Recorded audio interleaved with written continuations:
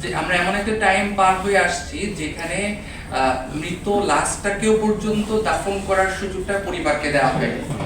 তাকে মেরে পেট মানে চিরে তারপরে তাকে পানিতে নদীতে সিমেন্ট বস্তা বেঁধে ফেলে দেওয়া হয়েছে। কেন? কারণ পেট যদি না ফাটে তাহলে পানি পেটে ঢুকে ভেসে লাশটা ভেসে যেতে পারে। তো এরকম একটা পৈশাচিক একটা সময় আমরা পার করে আসছি। এবং তারপরে আসলো আমাদের জুলাই বিপ্লব।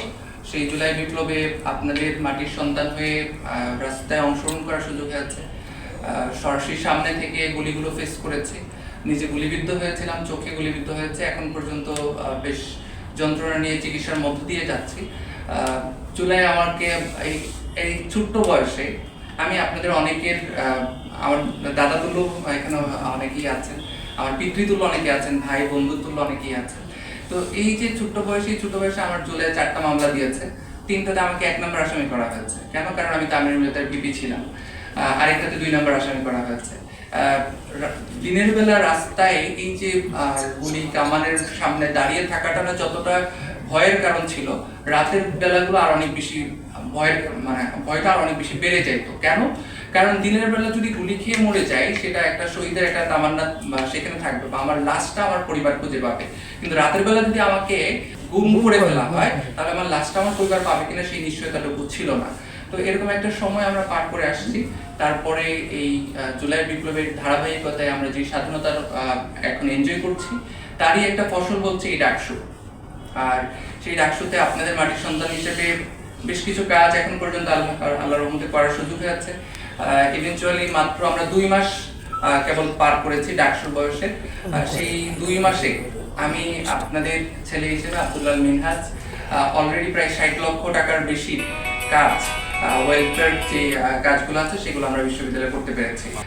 এছাড়াও মেন্টাল হেলথ ক্যাম্প এবং আরেকটা বড় প্রোগ্রাম হয়েছিল ব্রেস্ট ক্যান্সার অ্যাওয়ারনেস প্রোগ্রাম, এটা পুরো দেশ জুড়ে খুব আলোচিত এবং সমন্বিত হয়েছে। তো এরকম অনেকগুলো কাজ আমি পার্সোনালি আমার জায়গা থেকে বিশ্ববিদ্যালয়ের শিক্ষার্থীদের জন্য করার চেষ্টা করছি। এই কাজগুলোর মধ্য দিয়ে আমরা পুরো দেশকে একটা পরিবর্তন দেখাইতে চাই। সেই পরিবর্তনটা কি? আমাদের বিভিন্ন রকম একটা নোংরা রাজনীতির মধ্য দিয়ে আমাদের দেশ আজকে পর্যন্ত অতিবাহিত হচ্ছে।